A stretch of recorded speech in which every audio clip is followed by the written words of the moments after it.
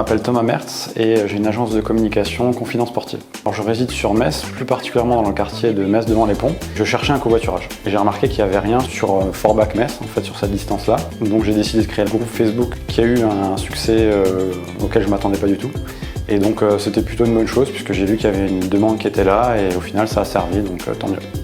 Alors c'est un groupe qui fonctionne toujours, il a été créé il y a 8 ans. Je vois assez régulièrement des posts où des gens mettent des annonces par rapport à des voyages et il y a une communauté qui s'est mise en place, donc c'est plutôt une bonne chose.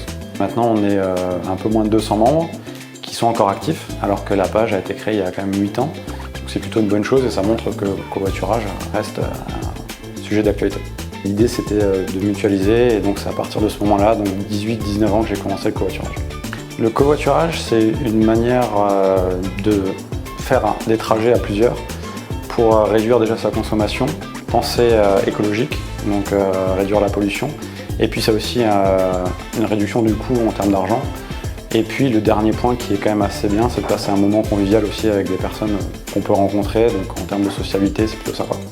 En un mot, si je devais décrire le covoiturage, je dirais entraide, puisque c'est une entraide à tous les niveaux, comme on l'a dit, écologique, économique et puis au niveau social.